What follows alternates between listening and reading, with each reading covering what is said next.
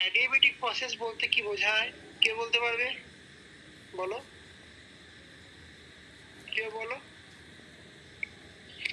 Internal energy change হয় না।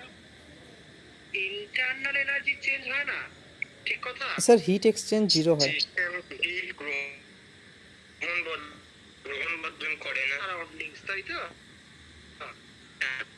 হ্যাঁ, তার মানে আমি এরকম বলতে পারি, এখানে দেখো ডি কিউটা জিরো, মানে ইন্টারনাল এনার্জি কিন্তু চেঞ্জ হয় অবশ্যই, কারণ এক্সপানশনের সময় তার এনার্জি পায় কোত্থেকে? নিজের ইন্টারনাল এনার্জি লস করে সে এক্সপানশন হয়, যেহেতু সে সারাউন্ডিংসে কোনো হিট এক্সচেঞ্জ হচ্ছে না, তাই এইটা খুব ইম্পর্টেন্ট। দেখো আমরা অ্যাডিয়াবেটিক টেস্ট দুরকম ভাবে করতে পারি, একটা রিভার্সিবল ওয়েতে করতে পারি বা ইরিভার্সিবল ওয়েতেও করতে পারি। এক নম্বর আসছে রিভার্সিবল ওয়েতে, রিভার্সিবল, আর একটা হচ্ছে ইরিভার্সিবল। ইরিভার্সিবল, তাহলে রিভার্সিবল ওয়েতে দেখো যদি কোনো একটা আমরা এক্সপানশন করি তখন কি ঘটনা করবে? দেখো ফর অ্যান, আমি এই রিভার্সিবলটা প্রথমে বলছি, ফর অ্যান বা for an adiabatic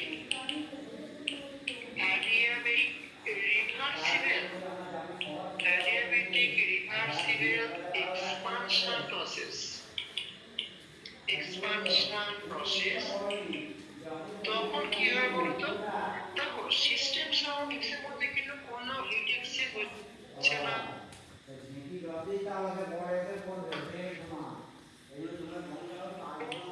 hit exchange between system and surrounding, system এবং দেখো তার আশপাশের মধ্যে বা পরিবেশের মধ্যে কোনো হিট এক্সচেঞ্জ হলো না, তাই দেখো আমরা এখানে এই ডি কিউটা জিরো পাবো। তাহলে বলো তো, সো চেঞ্জ ইন এনট্রপি কত হবে? So entropy change, entropy change DS, দেখো আমরা ডিকিউ বাই টি, এটা শূন্য বাই টি মানে দেখো শূন্য, তার মানে কি গো? তার মানে দেখো এনট্রপি দেখো কোনো পরিবর্তন হচ্ছে না, সো এনট্রপি, এনট্রপি রিমেন দেখো কনস্ট্যান্ট। তাহলে অ্যাডিয়াবেটিক রিভার্সিবল এক্সপানশন প্রসেস যদি করা হয়, সেখানে দেখো সিস্টেম সারাউন্ডিংস এর মধ্যে কোনো হিট এক্সচেঞ্জ হচ্ছে না বলে এনট্রপির কোনো পরিবর্তন হলো না। এই জন্য অ্যাডিয়াবেটিক রিভার্সিবল প্রসেস গুলোকে আইসো এনট্রপিক প্রসেস বলা হয়। আইসো মানে কি? সেম বা সমান, এনট্রপিক মানে এনট্রপি সম্পন্ন, মানে সম এনট্রপি সম্পন্ন একটা প্রক্রিয়া, তাই কি? So so all reversible, all reversible adiabatic process, reversible adiabatic process, এটা আর আইসোএনট্রপিক, আইসোএনট্রপিক ইন নেচার। ভীষণ একটা ইম্পর্টেন্ট, আমি একটা কথা বললাম যে অল রিভার্সিবল অ্যাডিয়াবেটিক প্রসেস আর আইসোএনট্রপিক, বিশেষ করে আইসোএনট্রপিক টার্মটা ভীষণ ইম্পর্টেন্ট। দেখো তো হয়েছে কিনা,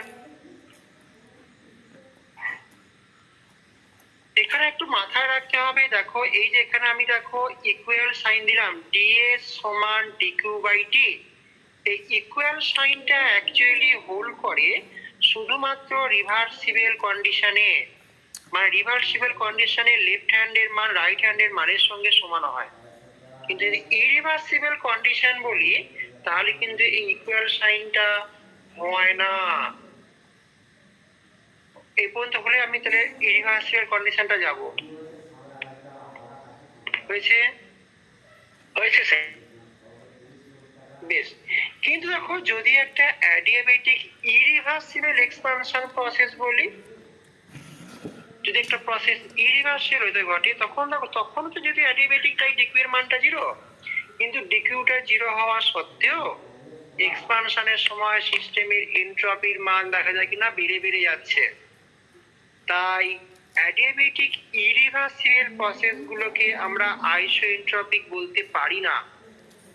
আমি কি বলবো? বাট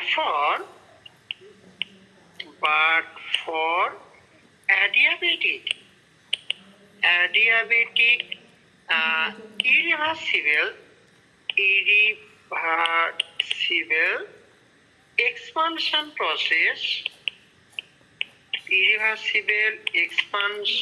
process, কি হয় দেখো, অলদো দেখো ডিকিউ এর মান জিরো, কিন্তু তা সত্ত্বেও but during expansion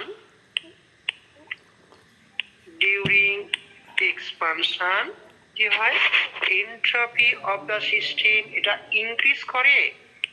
entropy of the system এটা ইনক্রিজেস। দেখো during expansion entropy of the system increases. এইটা কেন হয় বা কিভাবে এটা এক্সপ্লেন করবো বলো? দেখো ডিকিউটা জিরো হলে তো ডিএসটা ওই সমীকরণ অনুযায়ী জিরো হওয়ারই কথা, কিন্তু তাও দেখো এটা বেড়ে যাচ্ছে। এই জন্য কি বলা হয়, সো ইরিভার্সিবল অ্যাডিয়াবেটিক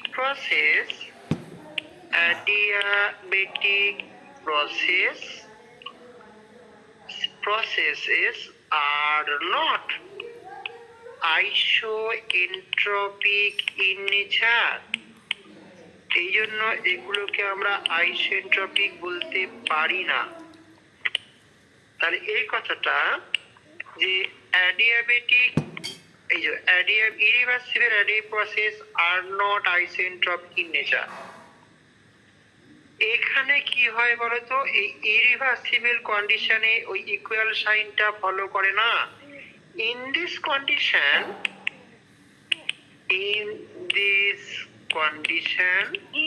কি হয়, ডিএস এর মানটা গ্রেটার দ্যান হয়ে যায়, greater than DQ by T. তাহলে এখানে দেখো আমরা ইকুয়াল সাইনটা, যদিও দেখো রাইট হ্যান্ড সাইডটা ডিকিউ বাই টিটা জিরো হয়ে যায়, কিন্তু তা সত্ত্বেও দেখো এখানে ডিএস এর মানটা জিরোর থেকে বেশি মানে পজিটিভ হয়।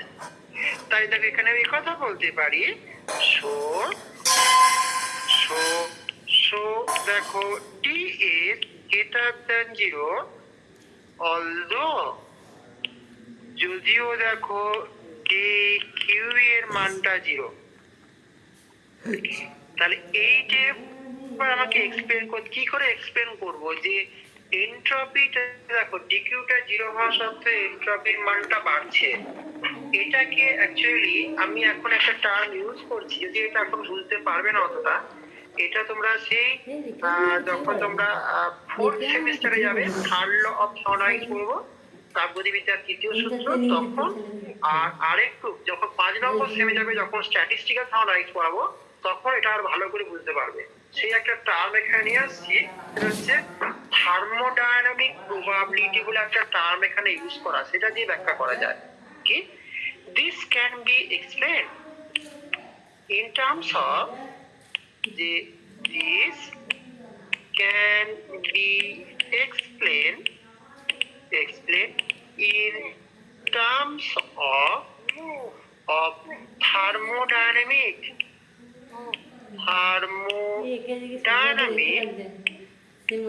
probability,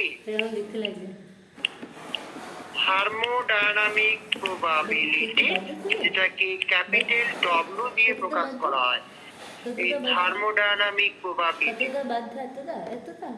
দেখো, আমরা ম্যাথমেটিক্যাল প্রবাবিলিটি জানি, যে অঙ্কে যে আমরা প্রবাবিলিটি করি সম্ভাবনা, একটা দেখো কয়েনকে নিয়ে তুমি যদি টস করো, সেখানে হেড বা টেল পড়ার প্রবাবিলিটি দেখো হাফ 50% করে, যে হেড পড়ার প্রবাবিলিটি হাফ, টেল পড়ার প্রবাবিলিটি হাফ।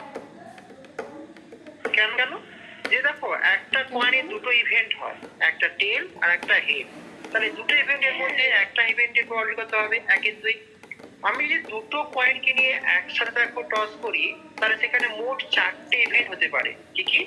দুটোই হেড, দুটোই টেল, বা টেল হেড, হেড টেল। এই 4টের মধ্যে দেখো একই সাথে দুটো হেড পড়া প্রবাবিলিটি আমরা 1/4 বলবো।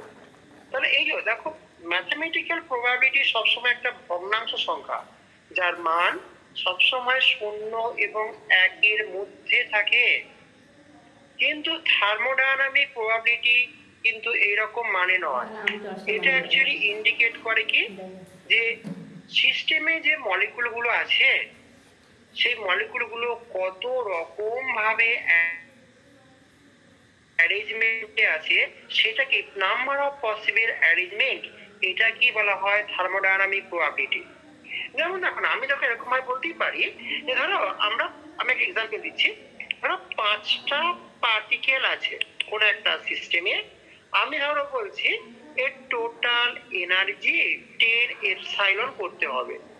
তাহলে 5টা পার্টিকেল দেখো, আমি যদি এনার্জি এরকম বলি যে ধরো একটা 0 epsilon, 1 epsilon, 2 epsilon, 3 epsilon, 4 epsilon and so on. তাহলে দেখো তো, আমরা এরকম ভাবে যদি এনার্জি গুলো হয়, তাহলে আমাকে টোটাল 10 এপসাইলন করতে গেলে আমাকে কিভাবে অ্যারেঞ্জমেন্ট হতে হবে গো? দেখো, আমি তো এরকম ভাবে করতেই পারি কি, যে ধরো আমি 5টা পার্টিকেল, তো দেখো আমি এই একটা এখানে রাখলাম 4 এপসাইলন, একটাকে এখানে রাখলাম, একটা এখানে, একটা এখানে, আর একটা এখানে। দেখো যোগ করলে দেখো কি আমরা দেখো 10 এপসাইলন পাচ্ছি। তাহলে এটা দেখো 1 নম্বর অ্যারেঞ্জমেন্ট। 2 নম্বর অ্যারেঞ্জমেন্ট কি পেতে পারি? দেখো দুটো পার্টিকেলকে এখানে রাখলাম, 4 2 8 হয়ে গেল। আর দেখো এখানে একটা পার্টিকেলকে রাখলাম, বাকি দেখো দুটো পার্টিকেলকে আমি এখানে রেখে দিলাম। তারও দেখো টোটাল 10 এপসাইলন হলো। অথবা দেখো তুমি এটাও করলে কি, যে তুমি 3টে পার্টিকেলকে এখানে রেখে দিলে আর একটা পার্টিকেলকে এখানে রাখলে, বাকি দেখো একটা পার্টিকেলকে এখানে, বাকিগুলো সব 0 0। তাহলে এটাও দেখো একটা পসিবল অ্যারেঞ্জমেন্ট। কারণ এই অ্যারেঞ্জমেন্টও দেখো আমরা টোটাল এনার্জি 10 এপসাইলন পাই। বা দেখো তুমি এরকমও দেখো করতে পারো কি, যে আমি 5টা পার্টিকেল কি এখানে রেখে দিলাম, তাহলে দেখো টোটাল এনার্জি আমার 10 হলো। তাহলে এটাও একটা পসিবল অ্যারেঞ্জমেন্ট। তুমি দেখো এরকম ভাবে যত রকম পসিবল অ্যারেঞ্জমেন্ট করা যায়, তাহলে দেখো আমরা সেটা কি আমরা থার্মোডায়নামিক প্রবাবিলিটি বলি। তাহলে এগুলো কি, যে দেখো যে এইটা তাহলে মানে হচ্ছে কি, যে নাম্বার অফ পসিবল অ্যারেঞ্জমেন্ট, এটা কি বলা হয় কি, নাম্বার অফ পসিবল অ্যারেঞ্জমেন্ট। এটা কি বলা হয়? Is call thermodynamic probability.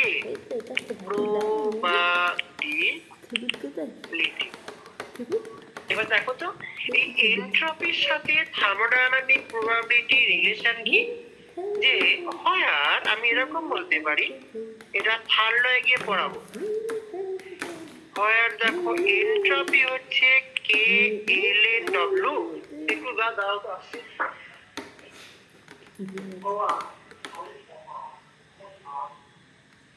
ভুলে গেছে দেখতে।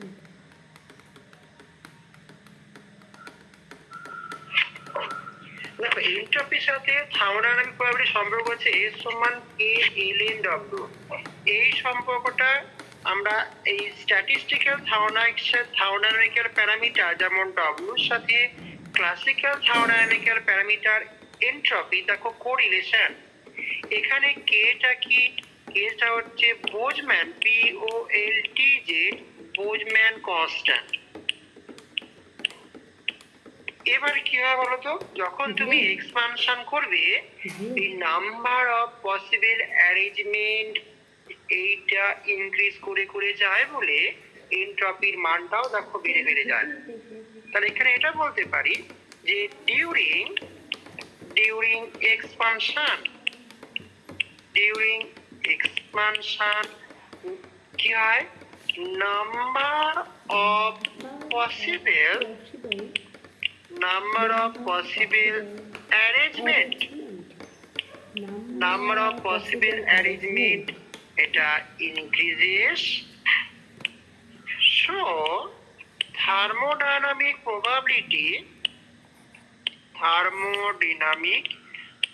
এই প্রশ্নটা কিন্তু মাঝে মধ্যে বিভিন্ন পরীক্ষা কলেজে ইন্টারনাল পরীক্ষায় আসে, ভালো করে পড়বে। So thermodynamic probability bracket W, এটা দেখো অলসো ইনক্রিজেস, তাই এটা বাড়ে বলে কি আর সো সো দেখো আমরা এস ইনক্রিজেস ফর অ্যাডিয়াবেটিক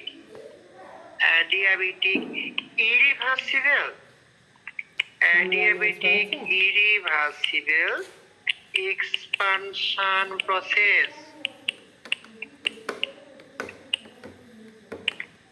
সবার ওকে? ঠিক আছে। देखिए शांतनु सर मैं गलत तो नहीं बुद्ध बोली थी ऐसे ही मेजर आप क्वेश्चन उत्तर देना सही मेजर मुझ बंद कर देता है खोले बोलबे पढ़े ना আমি তো পড়তে যাও হয়েছে স্যার। পড়ে তোমাদের কোশ্চেনটা অ্যাকচুয়ালি এরকম ভাবে যায়, কি বলতো, কোশ্চেনটা দেয় দেখো আমি এখান থেকে এটা বলতে পারি কি রিভার্সিবল হলে আইসোএন্ট্রপিক, কিন্তু ইরিভার্সিবল হলে দেখো সেটা আইসোএন্ট্রপিক হচ্ছে না। তোমায় কিন্তু কোশ্চেনটা রিভার্সিবল না ইরিভার্সিবল বলে দেয় না, তোমায় কোশ্চেনটা এরকম ভাবে করে দুটোকে কম্বাইন করে কোশ্চেন এরকম দেয় যে all adiabatic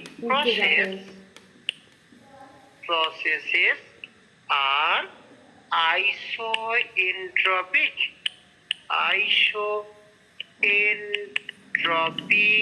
in nature.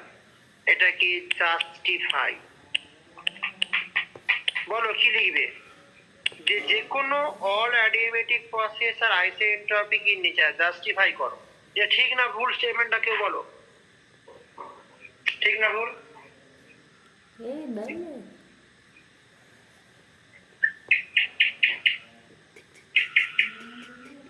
বলো স্টেটমেন্টটা ঠিক না ভুল? স্যার ভুল স্যার। কারো কিছু মনে হচ্ছে বলবো? হ্যাঁ স্যার ভুল। কি মনে হচ্ছে, কি হবে? স্যার ভুল স্যার। ভুল না ঠিক? হ্যাঁ স্যার ভুল। হ্যাঁ এটা দেখো ভুল, এটা নট জাস্টিফাইড। তার কারণ কি যে নট জাস্টিফাইড, তার কারণ তোমাকে এই নট জাস্টিফাইড বলে তোমাকে পার্ট করে বলতে হবে। এটা যদি রিভার্সিবল হয় তখন দেখো আমরা ds টা exactly equal to dq by t হয়, তাই দেখো dq 0 হওয়ার জন্য ds টাও 0 হয়। কিন্তু ইরিভার্সিবল কন্ডিশনে যদিও dq টা 0 তা সত্ত্বেও ds এর মানটা পজিটিভ হয়ে যায়, সেটা অ্যাকচুয়ালি আমরা এক্সটেন্ড করতে পারি in terms of s equal to thermodynamic probability দিয়ে। থার্মোডাইনামিক প্রবাবিলিটি মানটা বেড়ে যায় বলে দেখো এনট্রপি মানটাও বেড়ে যায়। তাই এই কোশ্চেনটা কিন্তু ভালো করে পড়ো 2 নাম্বারের জন্য। এটা পার্সিয়ালি ট্রু, রিভার্সিবল কন্ডিশনের জন্য true, but not true for irreversible condition. It is true for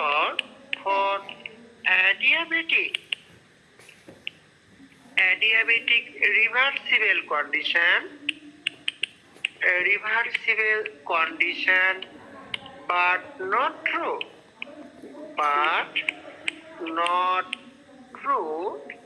for adiabatic irreversible condition. এবার কেন ট্রু নট ট্রু এগুলো একটু এক্সপ্লেন করবে, সবাই পারবে? ঠিক আছে?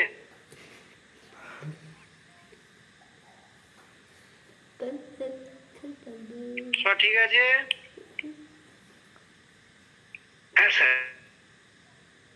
বেশ, একবার নেক্সট আসছি যে আমরা কার্নোট সাইকেল থেকে দেখি এনট্রপি চেঞ্জ কত হয় একটু আমরা বার করে দেখি, ঠিক আছে?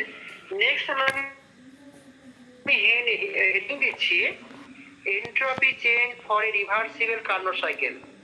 এনট্রপি চেঞ্জ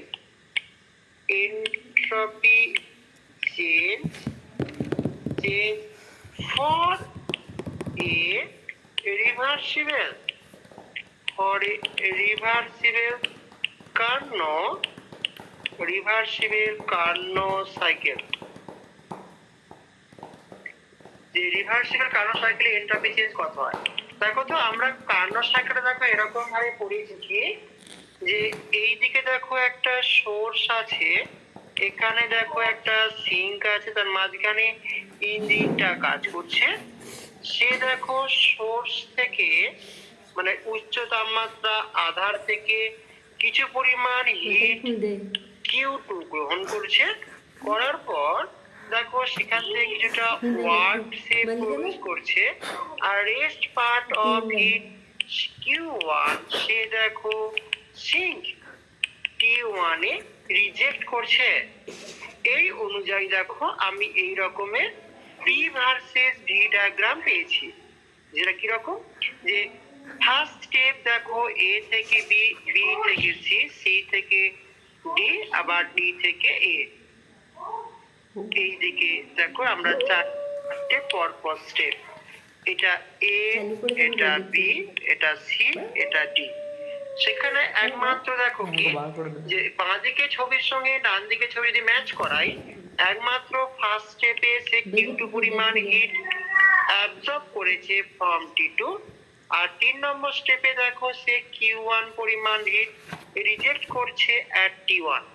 বাকি দেখো 2 নম্বর 4 নম্বর স্টেপে কোনো হিটের এক্সচেঞ্জ কিছু হয়নি, তার কারণ সেগুলো অ্যাডিয়াবেটিক পাথ ছিল। আমি ঠিক বলছি? ওকে, দেখো ঠিক আছে কিনা।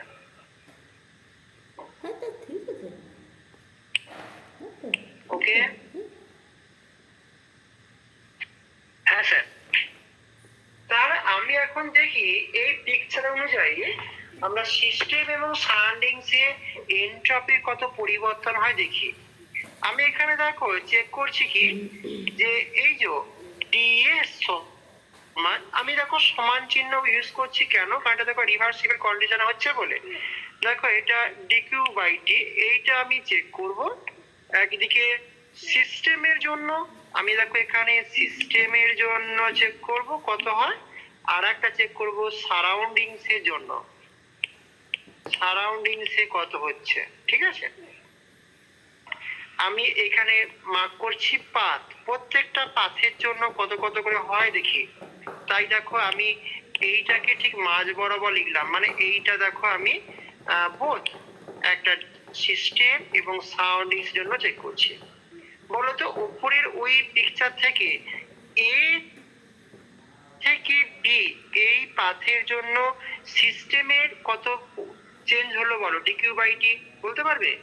দেখো সিস্টেম সারাউন্ডিংস থেকে বা সোর্স থেকে দেখো অ্যাবজর্ব করছে Q2 অ্যামাউন্ট অফ হিট, তাই সিস্টেম গেইন করছে বলে দেখো সিস্টেমের প্লাস হলো কতটা পরিমাণ Q2 বাই দেখো T2, আর সারাউন্ডিংস মানে সোর্স লস করলো বলে দেখো আমি এখানে মাইনাস সাইন দিলাম, কারণ সে লস করছে কতটা পরিমাণ Q2 বাই T2 পরিমাণ, ঠিক আছে? এখানে তাহলে আমরা এরকম লিখতে পারি, কি লিখতে পারি, যে এখানে তাকে লেখা যায় যে since system absorb hit Q2 from source T2, তাই তো?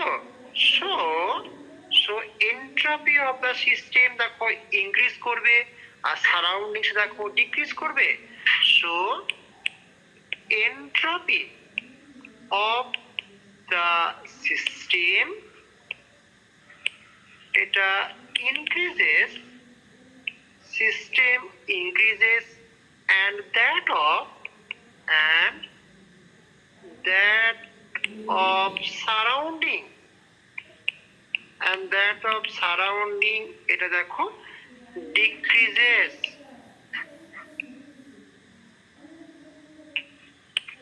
তাই দেখো সিস্টেমে ইনক্রিজ করছে বলে আমি প্লাস সাইন দিয়েছি, সারাউন্ডিংস দেখো লস করছে বলে দেখো সারাউন্ডিং এ দেখো ডিক্রিজ করছে, তাই মাইনাস সাইন দেখো দিয়েছি। এ পর্যন্ত ওকে, ঠিক আছে।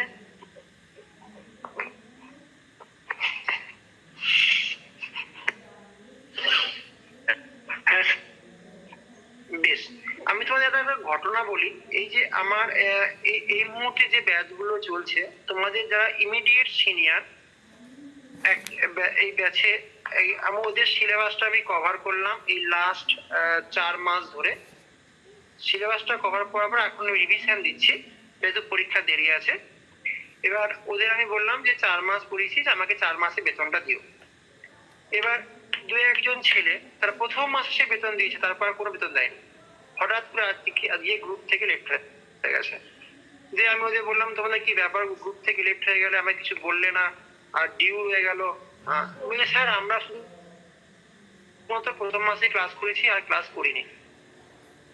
এবার তোমরা বলো তো তাহলে এদেরকে কি বলবো আমি?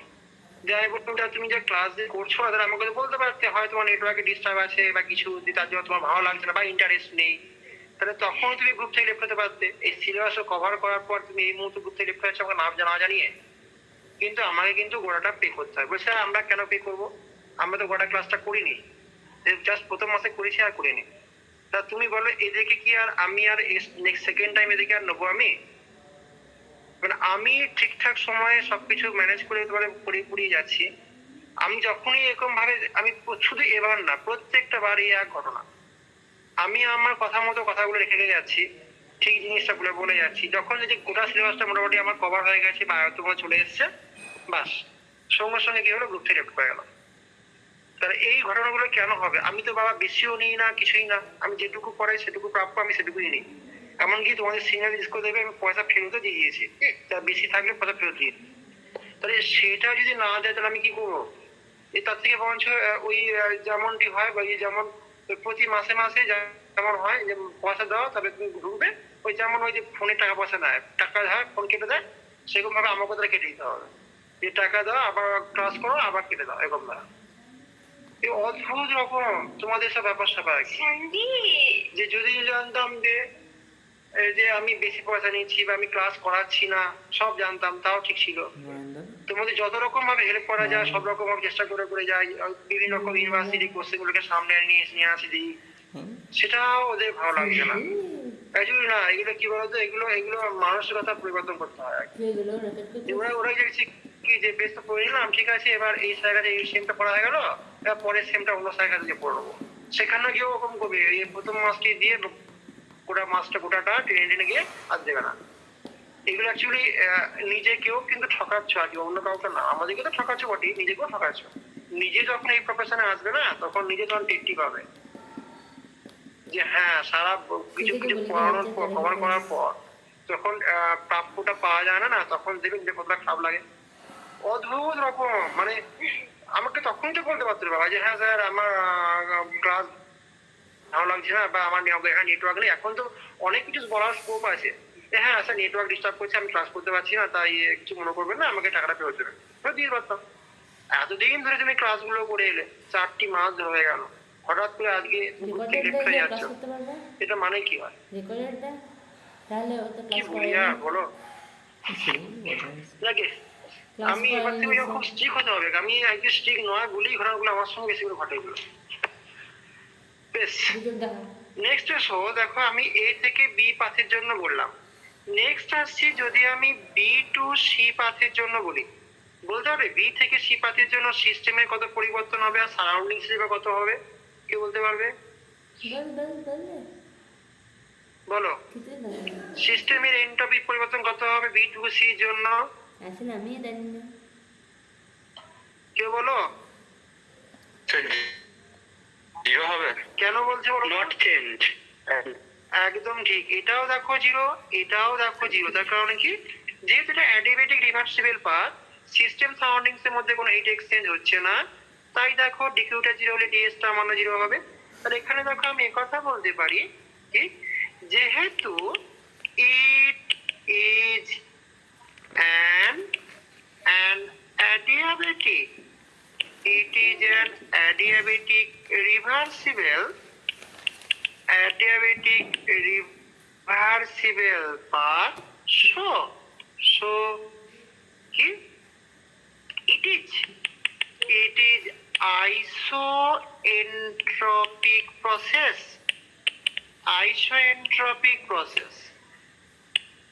তাই তো?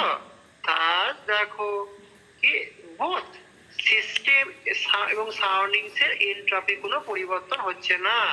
তার entropy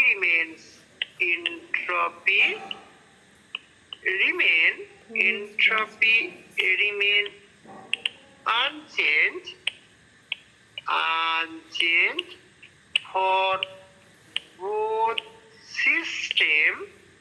for both system and surrounding.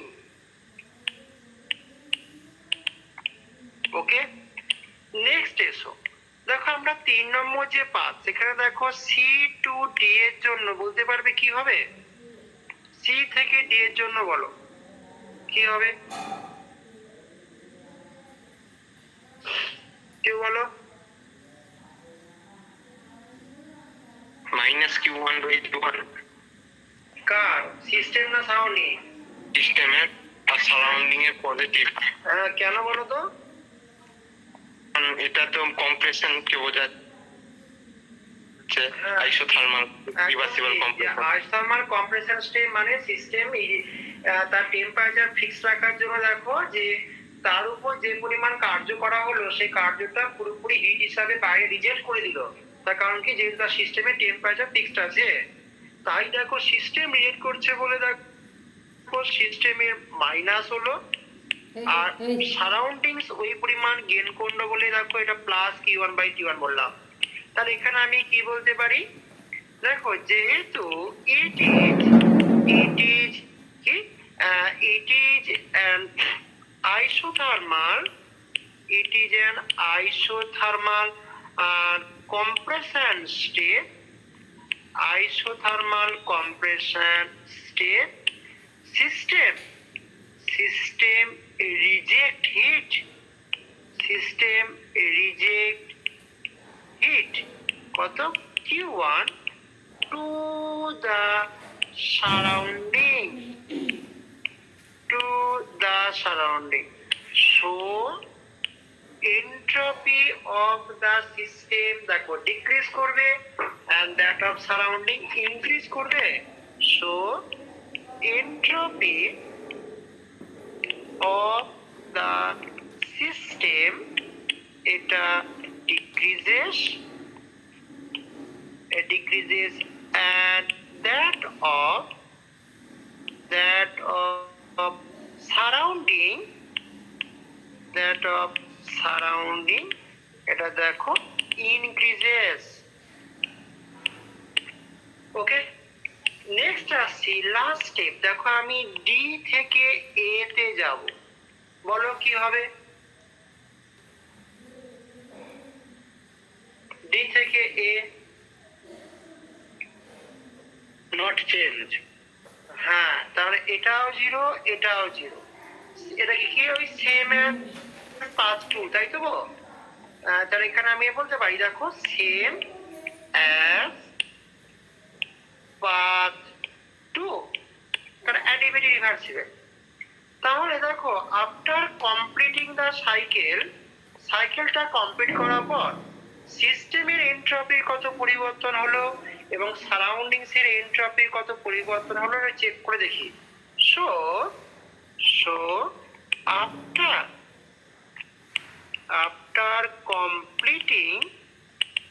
after completing the cycle, ঠিক আছে, ডেল্টা এস সিস্টেম কত হয়? দেখো সিস্টেমের এনট্রপি পরিবর্তন কত, দেখো সিস্টেমগুলোকে যোগ করো। দেখো এখানে প্লাস Q2/T2 প্লাস 0, এটা দেখো প্লাস, এখানে মাইনাস দেখো Q1/T1 আবার প্লাস 0। তাহলে দেখো যোগ করলে আমি প্লাস মাইনাস গুলো দিচ্ছি না, আমি সরাসরি দেখো Q2/T2 মাইনাস Q1/T1 এর মানটা কত বলতে পারবে? দেখো আমরা কার্নো সাইকেল থেকে দেখো এটা দেখেছি যে ফ্রম রিভার্সিবল কার্নো সাইকেল বলে ভালো হয়। ফ্রম রিভার্সিবল কার্নো সাইকেল যে Q1/T1 দেখবে, Q2/T2 দেখবে, আমি প্রমাণ করেছিলাম। তাহলে এখানে দেখো যেহেতু দুটো সমান, তাই এই দুটোকে দেখো যোগ বিয়োগ করলে দেখো এর মানটা আমরা 0 পাচ্ছি। ঠিক সিমিলারলি দেখো ডেল্টা এর সারাউন্ডিং কত হবে, মানে সারাউন্ডিং এর এনট্রপির পরিবর্তন আমরা কত বলতে পারবো? এখানেও দেখো আমি চারটেকে যোগ করে দাও, তাহলে minus Q2/T2 plus 0 plus Q1/T1 plus 0।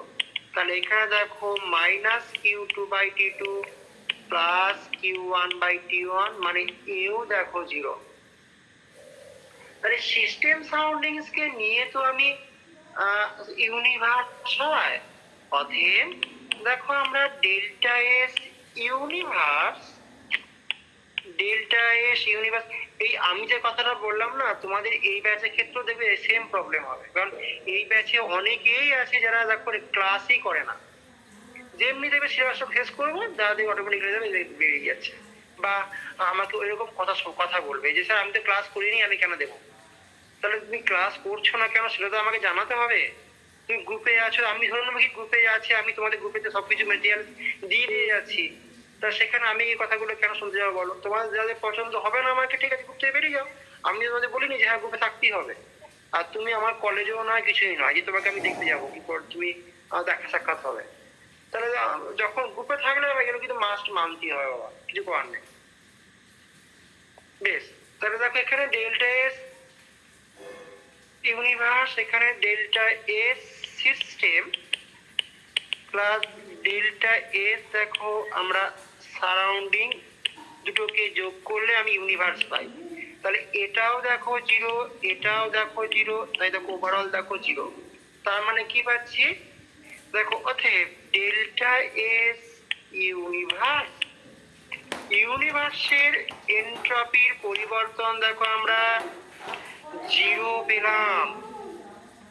তাহলে এটাও যেমন 0, এটাও দেখো তেমন 0, আর এটাও দেখো তেমন 0। তাহলে এটুকু মাথায় রাখতে হবে, যদি একটা সাইক্লিক প্রসেস কমপ্লিটলি রিভার্সিবল ওয়েতে ঘটে, তার তিনটে system surroundings as well as ইউনিভার্সের এনট্রপির পরিবর্তন সর্বদা 0 হয়। ঠিক আছে? তাহলে দেখো আমি এরকম করে কনক্লুশনে আসতে পারি কি, যে if a cyclic process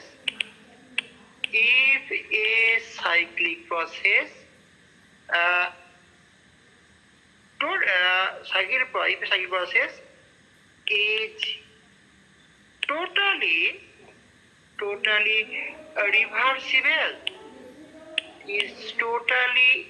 reversible in nature,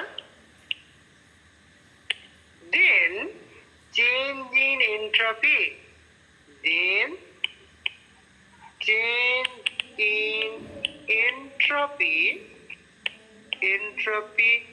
of the universe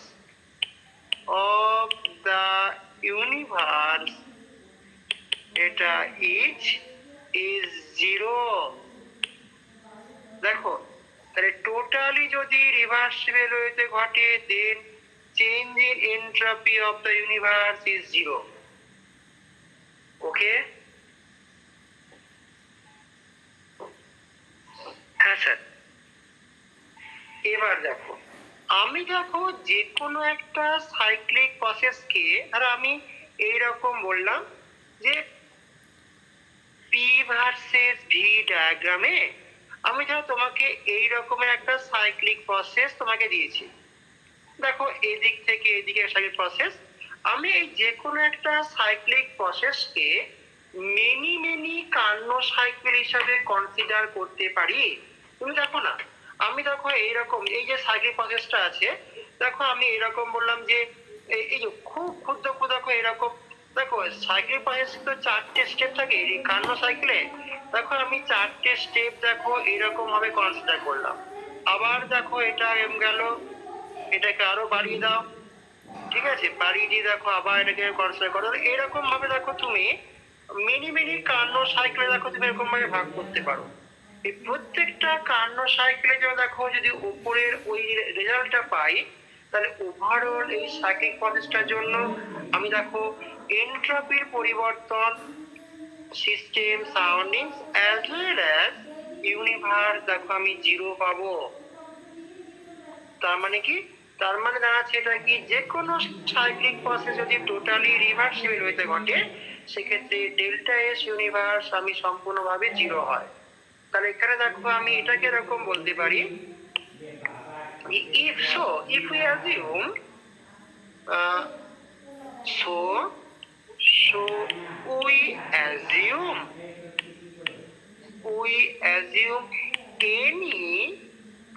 any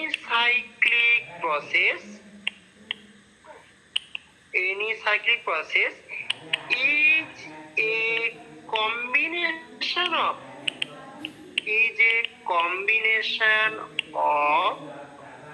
many Karnaugh cycle.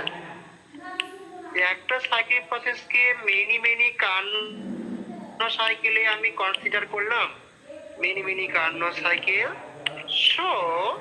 So দেখো যদি একটা কার্নো সাইকেলের জন্য ডেল এস ইউনিভার্সের মান 0 হয়, তাহলে ওভারঅল দেখো এই সাইক্লিক প্রসেসটার জন্য আমরা ডেল এস ইউনিভার্স 0 বলতে পারবো। So if del S universe is 0 কার জন্য, for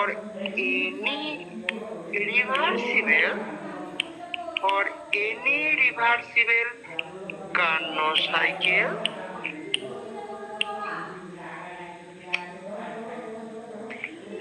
then overall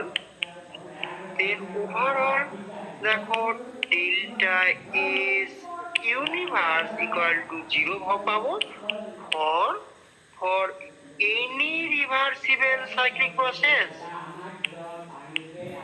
তাহলে দেখো আমরা প্রকৃতিতে যদি কোনো একটা সাইক্লিক প্রসেস টোটালি বা 100% রিভার্সিবল হয়ে ঘটতো, তাহলে দেখো ইউনিভার্সের এনট্রপির কোনো পরিবর্তন হতো না for any reversible cyclic process.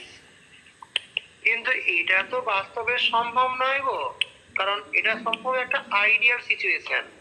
দেখো delta S universe is 0 for any reversible cyclic process, এটা তাই দেখো আমি রিভার্সিবল সাইক্লিক প্রসেস কি বলতে পারি, সো ফর এনি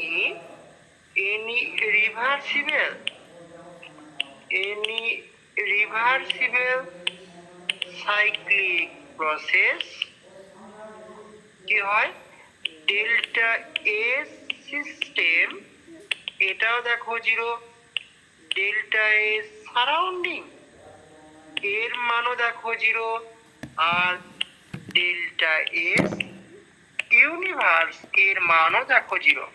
তাহলে এইটা একটু মুখস্থ মতো করতে হবে। যদি একটা সাইক্লিক প্রসেস রিভার্সিবল হইতে ঘটে তখন এটা ট্রু।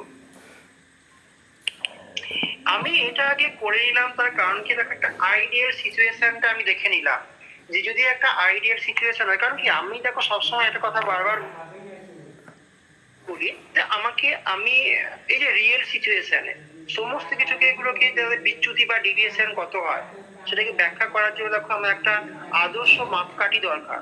সে আদর্শ মাপকাঠির জন্য দেখো আমরা সবসময় একটা আইডিয়াল সিচুয়েশন একটা রাখি। আমি বলি না যে আমরা মহাপুরুষের জীবনী কেন পড়ি, তাদের কারণ কি যে আমরা রিয়েল মানুষ, আমরা যে বাস্তবে আমরা কতটা তাদের থেকে আমাদের বিচ্যুতি ঘটছে সেই ব্যাখ্যা করার জন্য, এই ডিফারেন্সটা বোঝার জন্য। তাহলে এখানে দেখো আমি প্রথমে একটা আইডিয়াল সিচুয়েশন কনসিডার করে নিলাম যেখানে প্রত্যেকটা মান 0 হয়। এবার আমরা একটা ইরিভার্সিবল একটা সাইক্লিক প্রসেসের ক্ষেত্রে তুলনা করবো, সেটা কি হয় দেখবো। এ পর্যন্ত ওকে? আচ্ছা বেশ, তাহলে নেক্সট হেডিং দাও ইরিভার্সিবল কার্নো সাইকেলের জন্য এনট্রপি চেঞ্জ কত হবে বা তাহলে নেক্সট হেডিং আসছি এনট্রপি চেঞ্জ। এই যে এখানে দেখো হেডিংটা যেটা দিয়েছিলাম সেই একই heading, entropy change for an irreversible Carnot cycle. এই যে নেক্সট আসছে এটা যে entropy change for an irreversible Carnot cycle, for an irreversible IRRE irreversible Carnot cycle.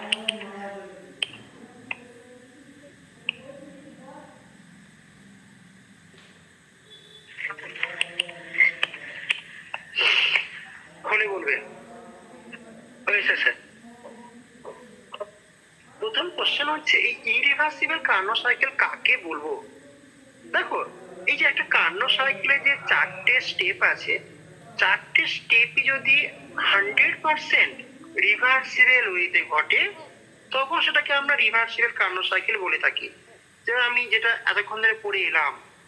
কিন্তু যদি কোনো একটা স্টেপ মানে 4টের মধ্যে কোনো একটা স্টেপ ধরো ইরিভার্সিবল ওয়েতে মানে হঠাৎ ভাবে ঘটে গেছে বা একটা নির্দিষ্ট সময়ের মধ্যে ঘটেছে, বা কোনো একটা স্টেপেরও খুব ক্ষুদ্র অংশ ইরিভার্সিবল ওয়েতে ঘটলো, মানে সাডেন এক্সপানশন বা সাডেন কম্প্রেশন হলো কোন একটা স্টেপেরও স্মল পার্ট, তখন ওই ওভারঅল বা টোটাল কার্নো সাইকেলটাকে আমরা ইরিভার্সিবল বা অপরাবর্ত কার্যচক্র বলে থাকি।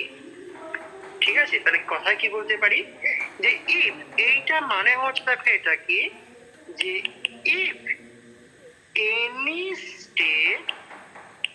any step of the Carnot cycle, any step of the Carnot cycle occur irreversible way,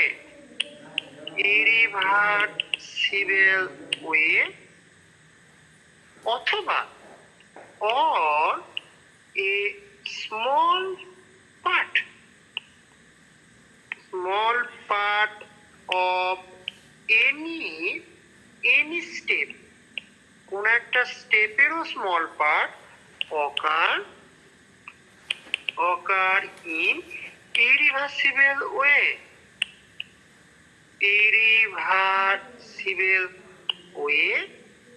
then তখন আমি টোটাল কার্নো সাইকেলটাকে টোটাল কার্নো সাইকেল এটা termed as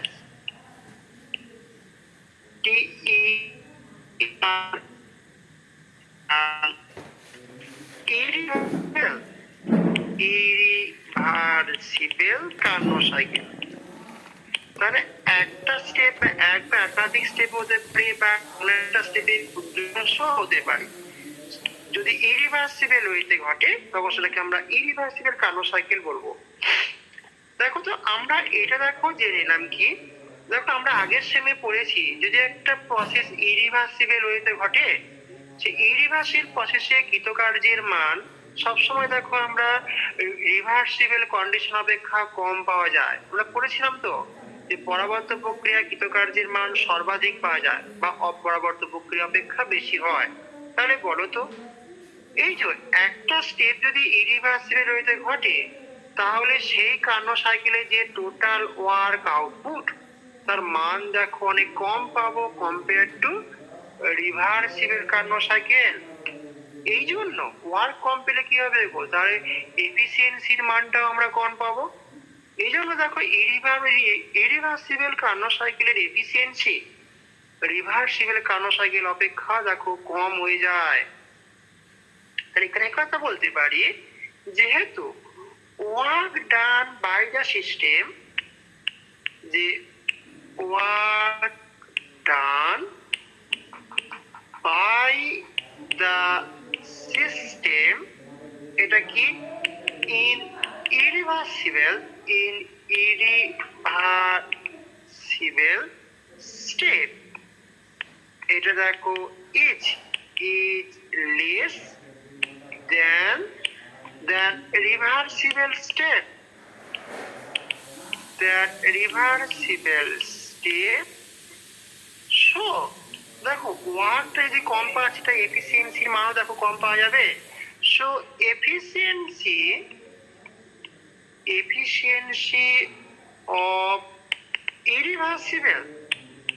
efficiency of irreversible Karnaugh engine বা Karnaugh cycle Karnaugh engine এটা দেখো is less কার থেকে is less than efficiency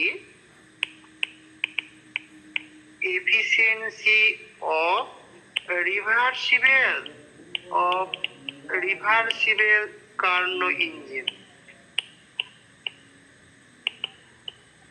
তাহলে এই কথাটা efficiency of irreversible Carnot engine is less than efficiency of reversible Carnot engine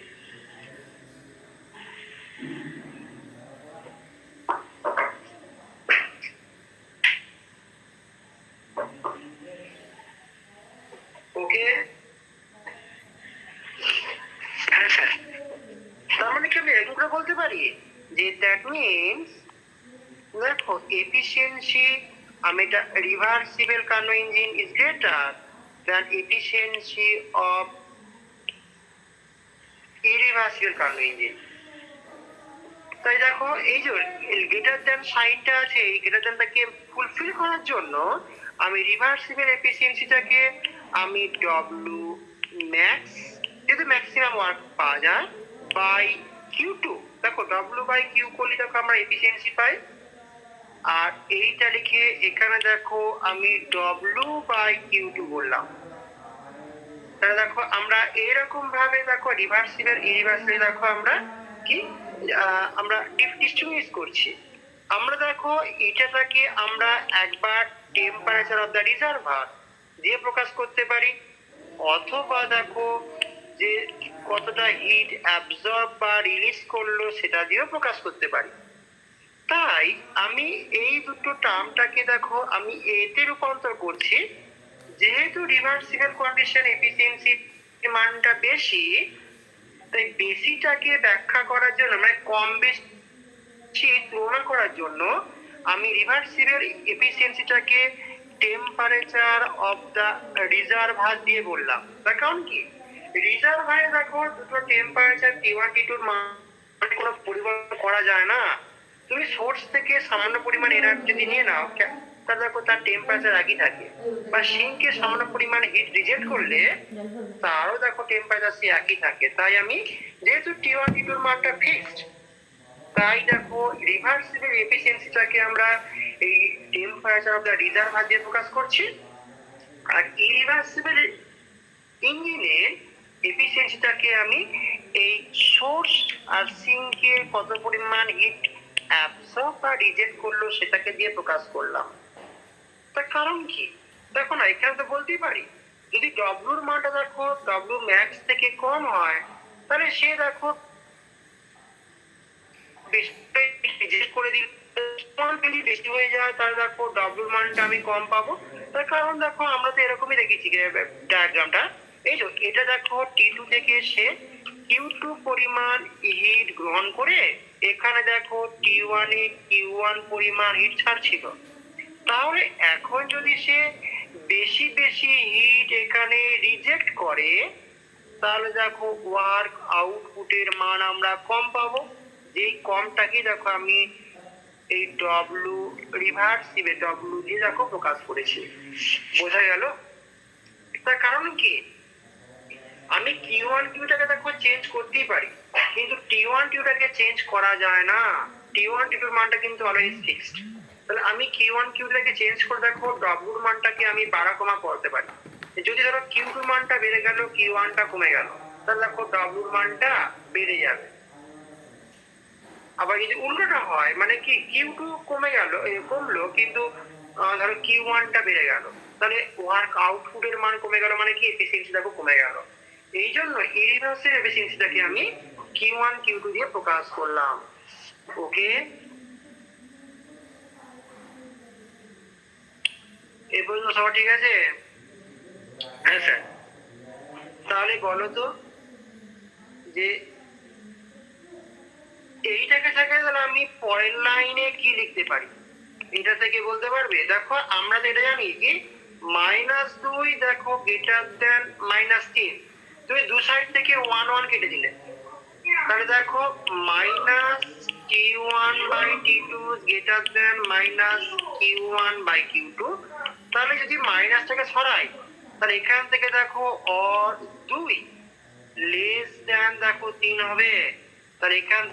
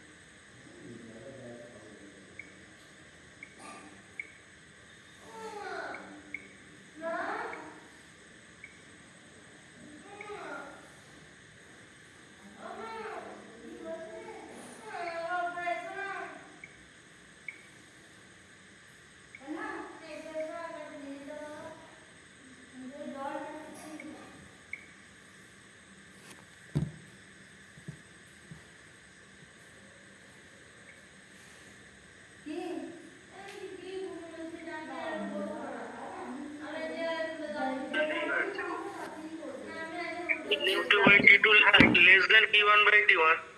হ্যাঁ হ্যাঁ হ্যাঁ, ও এইটা লেস দেন হবে নাকি? হ্যাঁ স্যার, হ্যাঁ। এইটা ডান less দিকে than হবে, ঠিক। হ্যাঁ ডান দিকে এটা ঠিক। তাহলে এখানে দেখি তো show after completing the after completing after completing the irreversible Carnot cycle irreversible Carnot cycle, বলতো আমরা ডেল্টা এস সিস্টেমের মান কত পাবো বলো, কে বলতে পারবে? Entropy change of the system কত হবে এই কন্ডিশনে? দেখো আগেরটা ক্ষেত্রে দেখো আমরা 0 পেয়েছিলাম, এখানে কত পাবো কে বলতে পারবে বলো? দেখো এইটা আমাকে চিন্তা ভাবনা করার দরকার নেই, তার কারণ কি আমি আগেই প্রমাণ করে দিয়েছি এন্ট্রপি একটা স্টেট ডিপেন্ডেন্ট ফাংশন বা স্টেট ফাংশন। যে কোনো সাইক্লিক প্রসেসে স্টেট ফাংশনের পরিবর্তন সর্বদা শূন্য হয়, তার কারণ কি সাইক্লিক প্রসেসে ফাইনাল স্টেপটাই হচ্ছে ইনিশিয়াল স্টেট। তাই দেখো তুমি কত হিট অ্যাবজর্ব করলো রিজেক্ট করলো সেসব তুমি ভুলে যাও, ভুলে গিয়ে দেখো তুমি অটোমেটিক্যালি এটা বলতে পারবে কি যে ডেল্টা এস সিস্টেমের মান দেখো 0, যেহেতু entropy is a state function, entropy is a state function, so for any cyclic process, এই সাইক্লিক ইন্টিগ্রাল ds এর মান দেখো আমরা 0 পাবো। ওকে,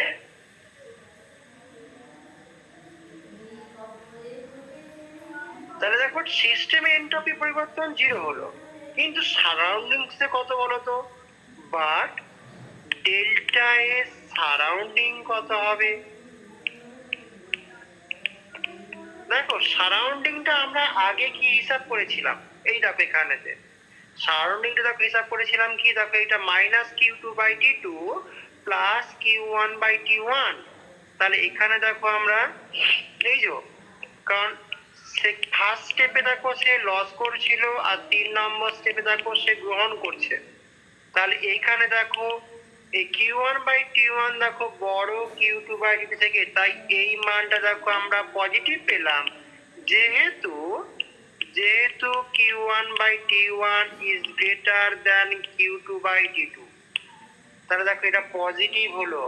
তাহলে অতএব ডেল্টা এস ইউনিভার্স আমরা কত পাবো? এটা দেখো delta S system plus delta S surrounding, তাহলে এটা 0, এটা দেখো পজিটিভ, তাই ওভারঅল দেখো পজিটিভ হলো। তার মানে কি, দেখো যে কোনো ইরিভার্সিবল প্রসেসের ক্ষেত্রে ইউনিভার্সের এনট্রপির মান সবসময় বেড়ে বেড়ে যায়, যেটা আমাদের একটা সেকেন্ড ল অফ থার্মোডাইনামিক্স। তাহলে এইটা দেখো পেলাম। তাহলে এখান থেকে আমি কনক্লুশন কি দেব? দেখো এটা দেখো ফর অ্যান ইরিভার্সিবল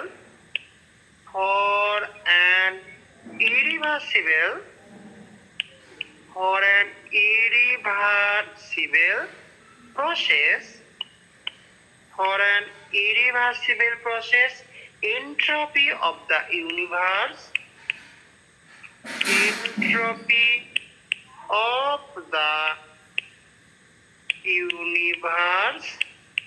এটা অলওয়েজ কি হয়? অলওয়েজ বেড়ে বেড়ে যায়, টেন্স টু ইনক্রিজ, সবসময় দেখো বৃদ্ধি পেয়ে যাচ্ছে।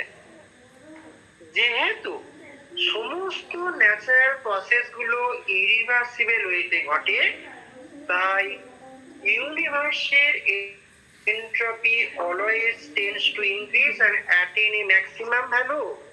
এটাকে আমরা সেকেন্ড ল অফ থার্মোডাইনামিক্স একটা স্টেটমেন্ট বলি। যেহেতু all natural process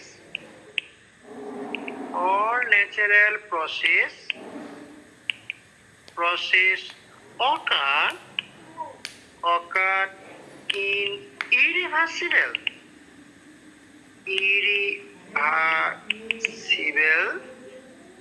way, so entropy of the universe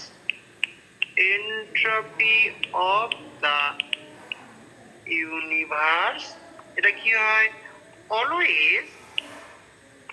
always tends to increase, সব সময় দেখো বৃদ্ধি পাওয়া একটা প্রবণতা দেখায়, increase and attain a maximum value, সব সময় একটা সর্বাধিক মান পেতে চায়। ঠিক আছে, এইটা ইরিভার্সিবল প্রসেসের ক্ষেত্রে অলওয়েজ টেন্ড টু ইনক্রিজ। এইটাই দেখো আমরা কি বলি? এটাই দেখো this is a statement,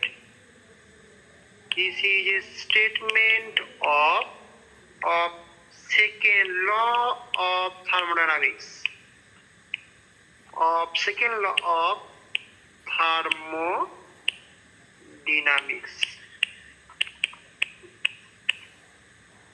statement of second law of thermodynamics। দেখো ঠিক বললাম কিনা?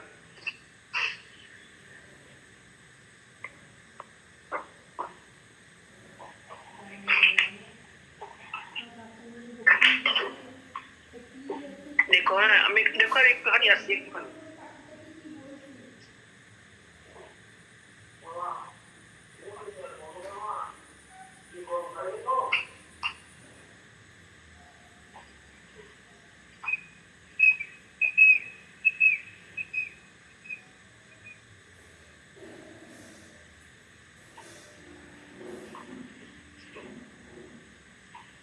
হয়েছে?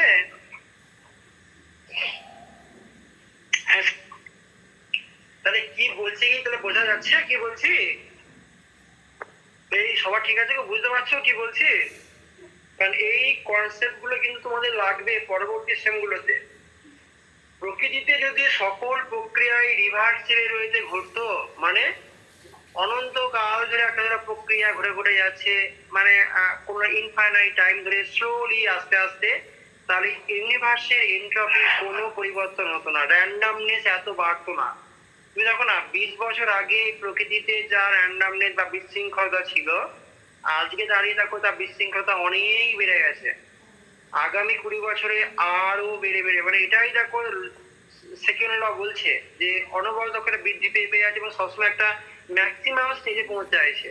এই যে আমি এখন কথা বলছি, ধরো এখন এই 8টা 11 বাজছে, এই মুহূর্তে যা এনট্রপি মানে এই বিশ্ব ব্রহ্মাণ্ডে, যেমনি 1 সেকেন্ড পর বা 1 মিনিট পর দেখো এনট্রপি আবার বেড়ে গেছে।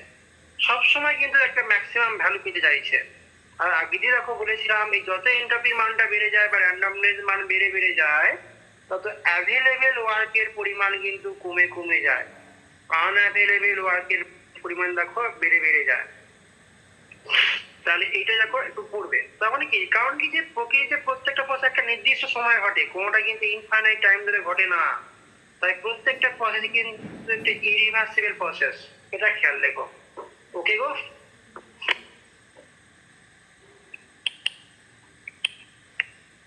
সবার ঠিক আছে?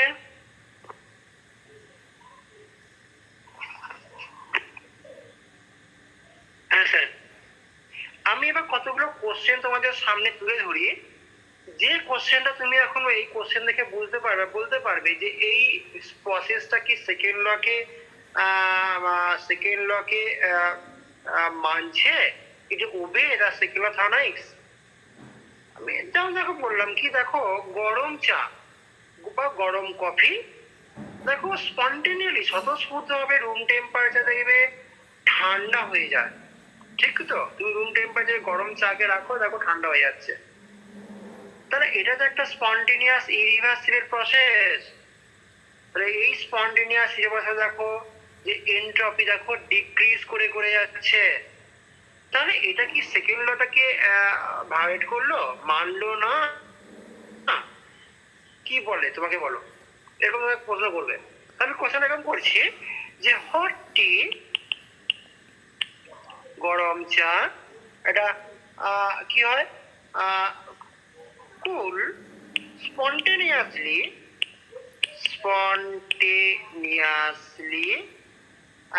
at room temperature, সাধারণ তাপমাত্রায় গরম চা ঠান্ডা হয়ে যায় স্বতঃস্ফূর্তভাবে। সো দেখো এখানে যেহেতু দেখো ঠান্ডা হয়ে যাচ্ছে, তাহলে গরম সিস্টেমে যা র্যান্ডমনেস হয়, অণুগুলো যা ছোটাছুটি করে, ঠান্ডা অবস্থায় কিন্তু অণুগুলোর কাইনেটিক এনার্জি কম হয়, তাই যদি গতিবেগের মানও কমে যায় বলে দেখো যাদের র্যান্ডমনেসটা কমে যায়। তাহলে এখানে দেখো র্যান্ডমনেস অফ দ্য সিস্টেম কমছে বলে এনট্রপি দেখো কমে কমে যাচ্ছে। তাহলে এটা কি সেকেন্ড ল এর বিরুদ্ধে যাচ্ছে? এটা কোশ্চেন করেছে।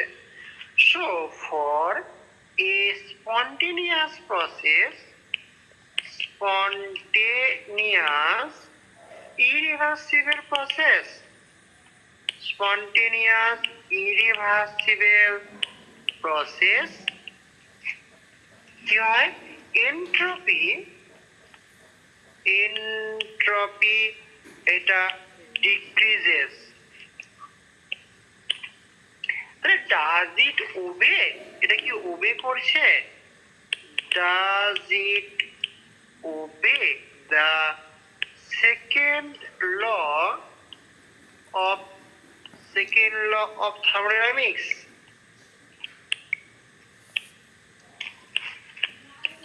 কি মনে হয় বলো, কোশ্চেন করলাম, কি মনে হচ্ছে অ্যানসার দাও। স্যার ওবে করবে তো? স্যার ওবে করবে স্যার, করবে। হিটটা হ্যাঁ। হিটটা স্যার ন্যাচারালি, কি করবে করবে? স্যার হিটটা ন্যাচারালি রিলিজ করে দেবে। মানে চায়ের এন্ট্রপিটা কমছে কিন্তু রুমের তো এন্ট্রপিটা বাড়ছে। হ্যাঁ স্যার। একদমই ঠিক, ঠিক একদমই ঠিক, এটাই অ্যানসার। মানে কি,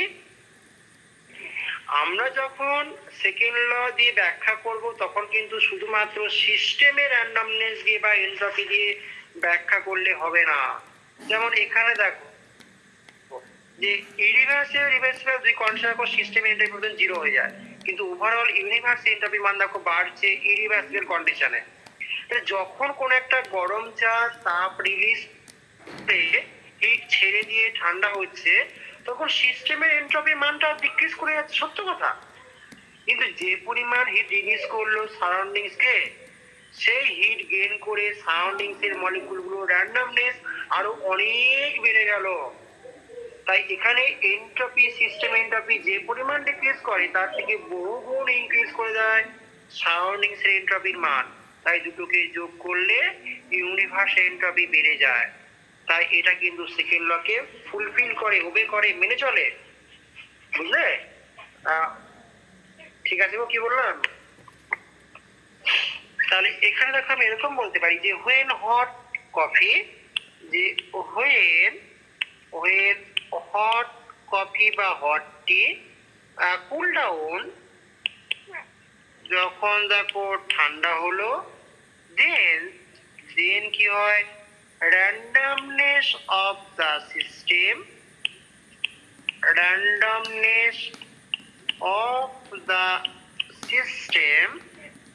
এটা ডিক্রিজেস, সিস্টেমের র্যান্ডমনেস ডিক্রিজ করে। সো ডেল্টা এস সিস্টেম এটাও দেখো decreases.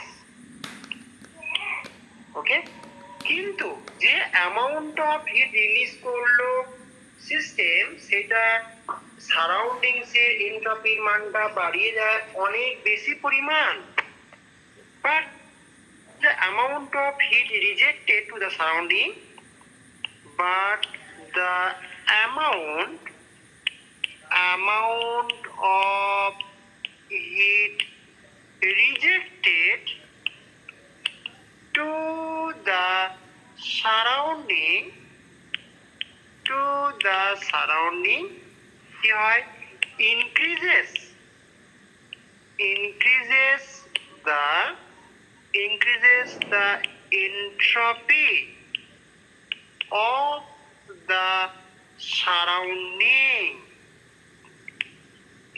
the entropy of the surrounding, with greater extent। তাই কি হয়, সো ওভারঅল কি হয়, ওভারঅল ডেল্টা এস ইউনিভার্স এটা দেখো ইনক্রিজেস। ঠিক আছে, তাই এটা সেকেন্ড লকে ওবে করে। So it obey the second law of thermodynamics। এই লেখার মধ্যে কি এলো ব্যাপারটা? ঠিক আছে গো, এলো।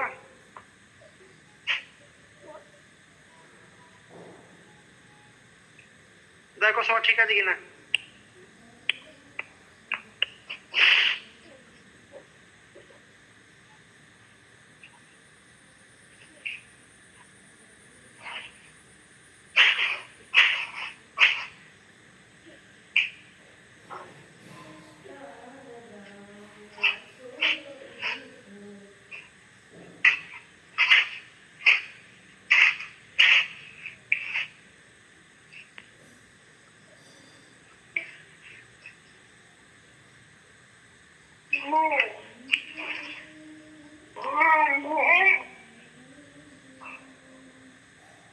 হয়েছে?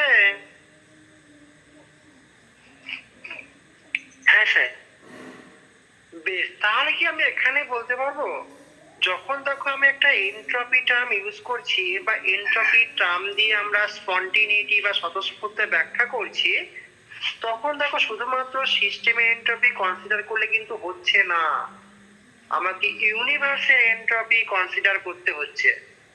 এই যে সিস্টেমের এনট্রপি মেজারমেন্ট করাটা খুব ইজি ব্যাপার, খুব সহজ ব্যাপার, সেটা আমরা ক্যালকুলেশন করে দেখবো, আসছি পরে। কিন্তু এই সারাউন্ডিংস এর এনট্রপি আমরা মেজার করবো কিভাবে গো? এই তো বিশাল বড় সারাউন্ডিংস, তাহলে এই সারাউন্ডিংস এর এনট্রপি মেজারমেন্ট করা বা তার সঙ্গে সঙ্গে ইউনিভার্সের এনট্রপি মেজারমেন্ট করা, মানে সারাউন্ডিংটা পারলেই ইউনিভার্সে পেয়ে যাবো, এটা খুব ডিফিকাল্ট টার্ম। এই জন্য ডেল্টা এস ইউনিভার্স এটা খুব ডিফিকাল্ট টার্ম, সহজে কিন্তু মেজার করা যায় না। এই জন্য আমরা কি খুব সচরাচর স্পন্টেনিটি ব্যাখ্যা করার জন্য এনট্রপি টার্মটা ইউজ করি না, কারণ আমরা মাপবো কিভাবে সিস্টেমের এনট্রপি কতটা বাড়লো বা কমলো সেটা কিন্তু সহজে ক্যালকুলেট করা যায়, কিন্তু সারাউন্ডিংস এর এনট্রপি, এই যে আমি বললাম না যে যে গ্রেটার এক্সটেন্টে বেড়ে গেল কতটা বাড়লো কিভাবে ক্যালকুলেট করব। তোমার ধরো বললো যে হ্যাঁ এই যে মানে এই 5 জুল হিট, এই যে ঘরে একটা এসি চলছে, এসি ঘর থেকে তাপ নিয়ে সে ঘরের বাইরে ছেড়ে দিচ্ছে, তাহলে এই যে ঘরের বাইরে ছাড়লো সেখানে কতটা র্যান্ডামনেস বাড়লো তুমি বার করবে কিভাবে। এই জন্য এনট্রপি টার্মটা হচ্ছে সব থেকে একটা ডিফিকাল্ট টার্ম, সচরাচর কিন্তু এই টার্মটা ইউজ করা হয় না to to explain the spontaneity of any process, স্বতঃস্ফূর্ততা ব্যাখ্যা করার জন্য। এর থেকে ওই জন্য আমাকে আরো ইজি টার্ম আছে বা আমি আনবো এই পরবর্তী ক্ষেত্রে, ঠিক আছে। তাহলে এখানে দেখো আমি এরকম একটা কথা এখানে ল্যাঙ্গুয়েজ ইউজ করতে পারি যে so when we explain the spontaneity of a process in terms of entropy, in terms of entropy কি হয়, we consider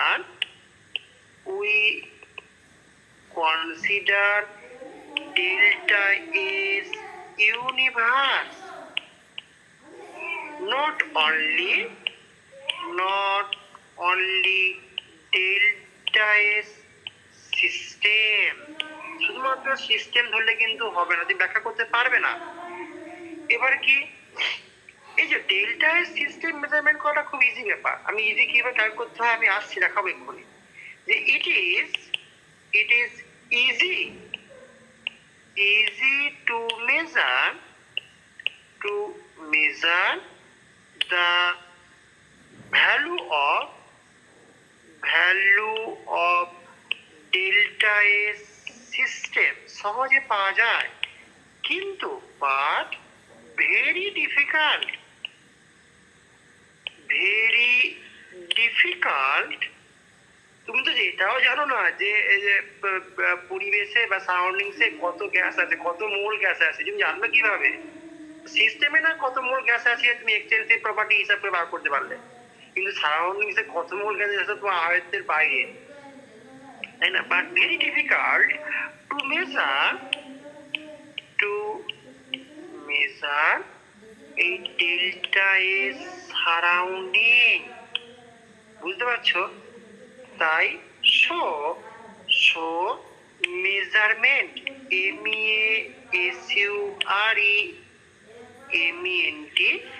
measurement of delta S universe, এটা কি ইজ অলসো ভেরি ডিফিকাল্ট, এটাও খুব ডিফিকাল্ট, CULT, ঠিক আছে। এই জন্য thus delta S universe is a difficult term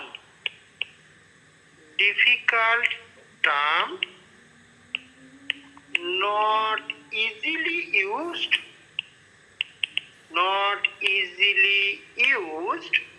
to explain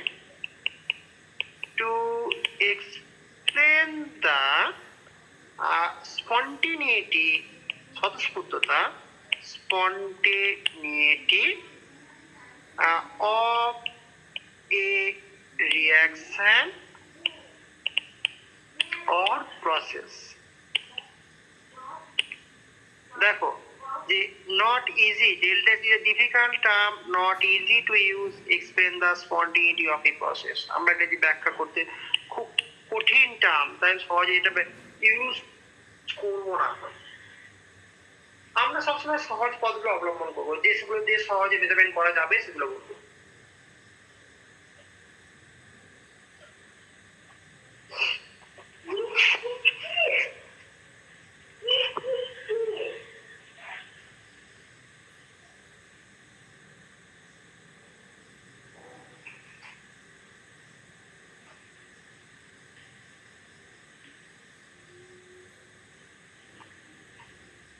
ওকে,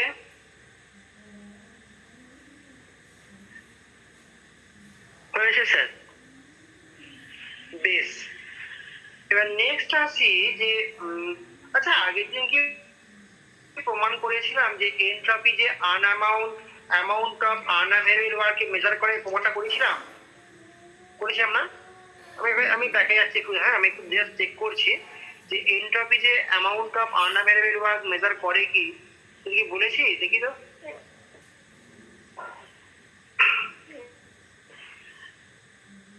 বলি মনে হচ্ছে নাকি, কই বলিনি তো। এনট্রপি এখান থেকে শুরু করলাম না, ওটা আমি কথা বলেছিলাম যে এটা মেজার করে এই যে ফিজিক্যাল মিনিং 1 নম্বর, 2 নম্বর দেখো আনঅ্যাভেলেবল ওয়ার্ক, এটা প্রমাণ করেছি, প্রমাণ করেছে। তাহলে নেক্সট আসছি, নেক্সট হেডিং দাও এনট্রপি মেজার করে অ্যামাউন্ট অফ আনঅ্যাভেলেবল ওয়ার্ক, সেটা কি হয় প্রমাণ করবো একটু দেখি। তাহলে নেক্সট হেডিং দাও যে entropy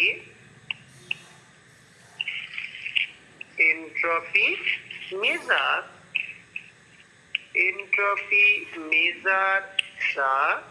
the amount of unavailable AVILABLE amount of unavailable work। এইটা এক্সপ্লেন করার জন্য আমি 3টে রিজার্ভার কনসিডার করলাম। আমি দেখো এখানে একটা রিজার্ভার আছে, এখানে একটা রিজার্ভার আছে, আর এখানে একটা রিজার্ভার আছে। আমি 3টে রিজার্ভার হচ্ছে, এখানে একটা টেম্পারেচার T1, এটাকে T2, এটাকে T3। আমি এখানে এদের এগুলো কি মানে T1টা সব থেকে বড়, তারপর T2, তারপর T3। টু এক্সপ্লেন দিস আমি কি করলাম, to explain this we consider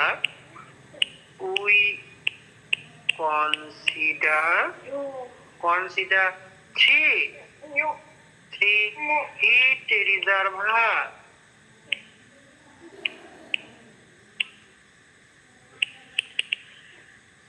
at temperature কিরকম, 3টে রিজার্ভার যাদের temperature T1, T2, T3 subject আমি এইরকম অর্ডারে নিয়েছি যে T1 এর মানটা সব থেকে বেশি, তারপর T2, তারপর T3। সবার ওকে?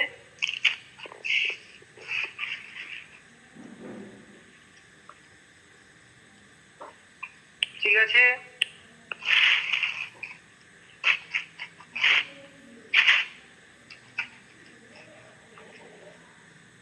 হয়েছে স্যার।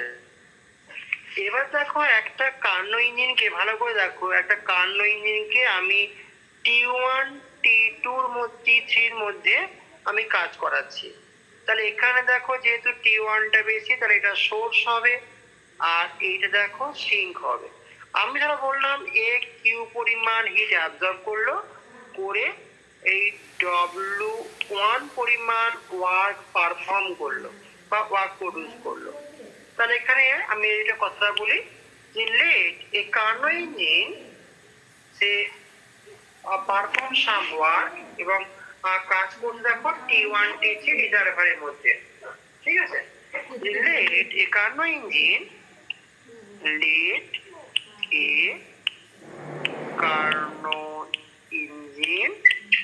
এটা টেক হিট বা absorb heat, take heat Q1 বা টেক হিট Q, আমি Q বলেছি, Q from T1, এটা দেখো source, and work between T1, T3, and work থেকে W1 বললাম, work between T1 and T3। তাহলে দেখো এই কার্নো ইঞ্জিনটা কিউ পরিমাণ হিট T1 থেকে গ্রহণ করছে এবং W1 পরিমাণ কার্য করছে। তাহলে এখানে বলো তো এফিসিয়েন্সি কত হবে? অতএব এফিসিয়েন্সি এটা সমান দেখো W1/Q। এটা কি দেখো আমরা রিজার্ভার টেম্পারেচার দিয়ে বললে তাহলে 1 মাইনাস দেখো সিঙ্কের টেম্পারেচার বাই সোর্সের টেম্পারেচার। তাহলে এখান থেকে দেখো W1 এর মান আমরা কত পাবো?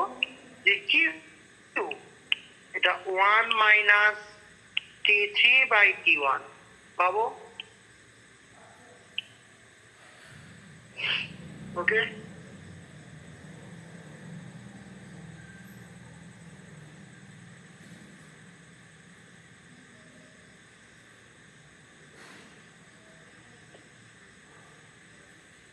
W1/Q হয়েছে, হয়ে যায়, তাহলে W1, হ্যাঁ। এবার দেখো তো আমি T1 আর T2টাকে দেখো কানেক্ট করলাম। T1 T2 রিজার্ভারকে কানেক্ট করলে যেহেতু T1 এর টেম্পারেচার বেশি T2 এর কম, তাই দেখো দুটোকে কানেক্ট করা মাত্রই কি হবে? এখানে সাডেনলি হিটের ফ্লো হবে। T1 থেকে T2 তে দেখো সাডেনলি হিটের ফ্লো হলো। আমি ধরে নিচ্ছি এখানে কিউ পরিমাণ হিট ফ্লো করলো হাই টেম্পারেচার থেকে লো টেম্পারেচারে। ঠিক আছে, যে লেট কি নাও আমি প্রসেসটা বলে দিই যে নাও when T1 and T2 reservoir are connected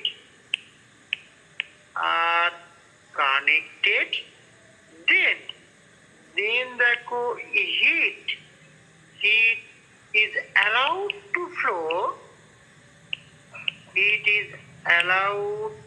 to flow from the high temperature T1 from T1 to T2, কারণ T2 দেখো আমি ধরো বলছি এখানে কিউ পরিমাণ দেখো এই ইরিভার্সিবলি ওয়েতে হিট ফ্লো হলো বলে আমি দেখো জিগজ্যাগ অ্যারো একটা দিলাম। let the amount of heat flow is let the amount of heat flow is Q.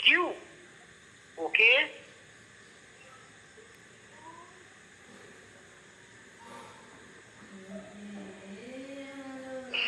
বলে বলবে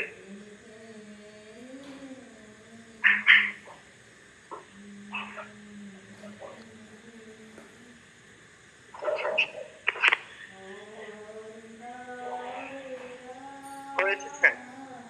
এবার দেখো আমি ওই সেম কার্নো ইঞ্জিনটাকে এবার T2 T3 মধ্যে কাজ করাচ্ছি।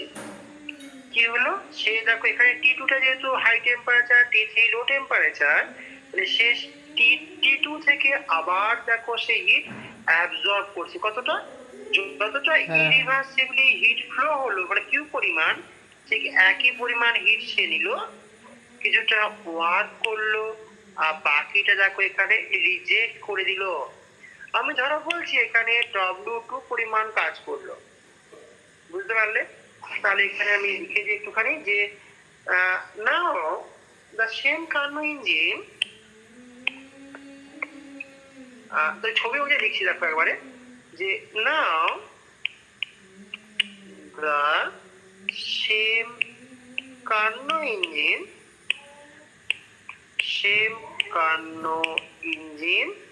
এটা is operated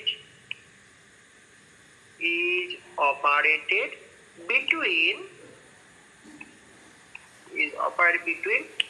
T2 and T3 and absorb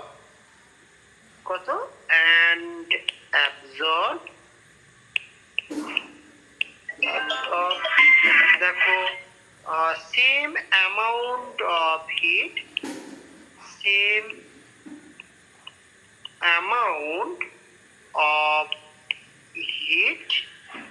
কত কিউ পরিমাণ from source T2 তাহলে ধরো এই এক্ষেত্রে ধরো বললাম যে ওয়ার্ক পেলাম W2 পরিমাণ, let the amount of work obtained. আমাকে টার্গেটটা কি কি প্রমাণ করতে হবে? আনঅ্যাভেলেবেল ওয়ার্কটাকে প্রমাণ করতে হবে। দেখা যাক হচ্ছে কিনা। Let the amount of work obtained, in this case work obtained is W2। তাহলে দেখি তো, অতএব দেখো এখানেও আমরা এফিসিয়েন্সি সমান W2 বাই কিউ, কারণ কিউ হেল্প করেছে। তাহলে এটাকেও দেখো আমরা সিঙ্কের temperature T3, source temperature T2, তাহলে এখানেও দেখো আমরা W2 সমান Q into 1 minus T3 by T2 দেখো বলবো। দেখো তো ঠিক পাচ্ছি কিনা।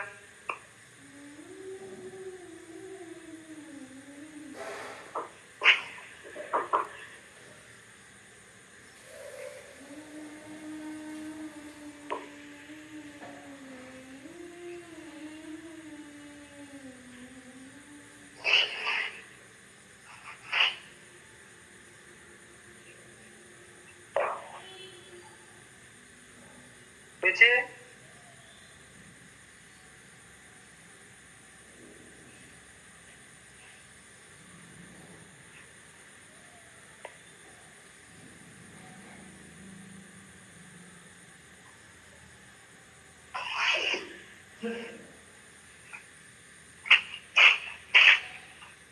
পরের দিন এন্ট্রপি কিভাবে ক্যালকুলেট করতে হয় সেগুলো শেখাবো।